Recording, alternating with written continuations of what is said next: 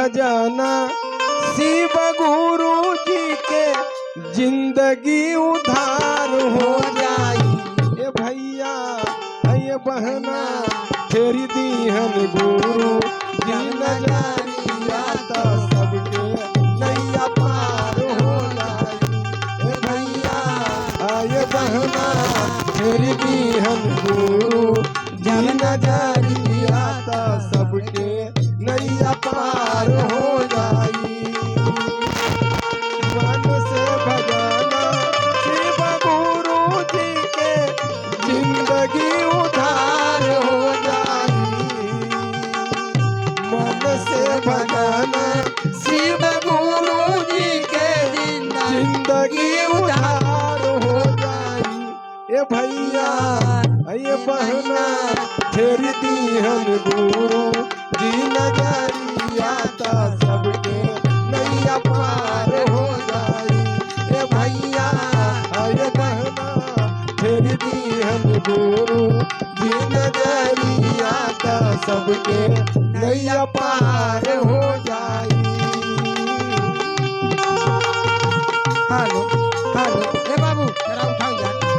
Hello hello hello hello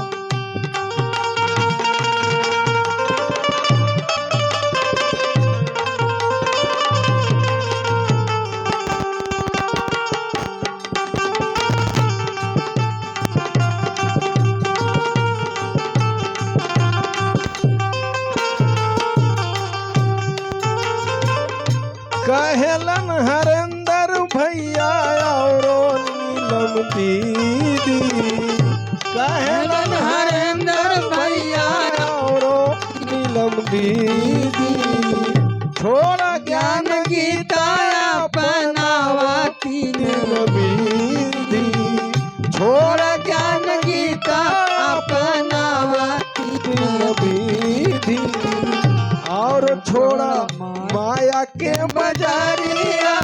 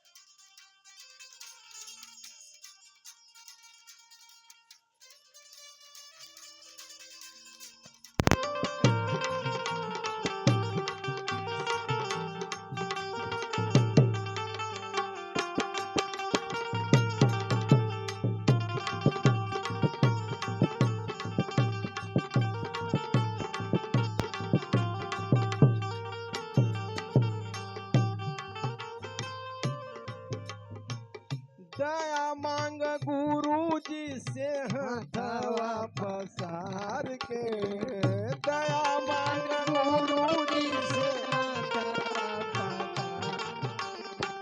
Shiv गुरु बाड़े जन जन संसार के। शिव गुरु बाड़े जन जन एक बार करा विश्वास तो फसल नैया पार हो जाई। एक बार करा विश्वास तो फसल नैया पार हो जाई। ए भैया आय बहना फेर दीहन गुरु जी नजरिया तो सबके नैया पार हो जाई। ए भैया आय बहना फेर दीहन गुरु जी नजरिया तो सबके नैया पार हो जाई।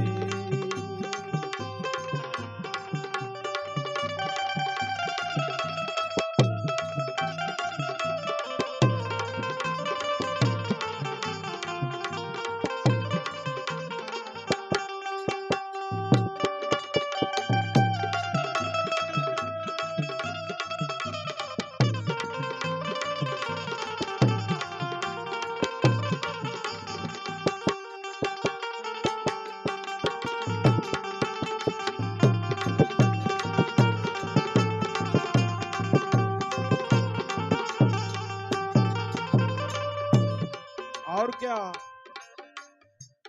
चर्चा कर गुरु जी के हवे ऊ महान हो चर्चा कर गुरु जी के हवे ऊ महान हो नमः शिवाय से कर प्रणाम हो नमः शिवाय से कर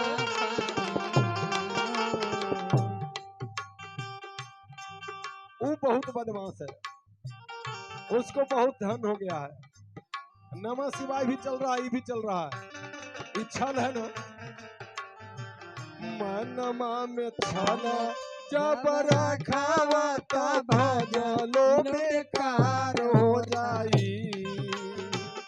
मनमा में छल जब रखावा तब भजलो बेकार हो जाए। ये भैया आय बहना फेर दीहन गुरु जी नजरिया तो सबके नैया पार हो जाई। ये भैया आय बहना फेर दीहन गुरु जी नजरिया तो सबके नैया पार हो जाई। मन से भजना शिव गुरु जी के जिंदगी उद्धार हो जाई। मन से भजना शिव गुरु जी के जिंदगी उद्धार हो जाई। ये भैया आय बहना फेर दीहन गुरु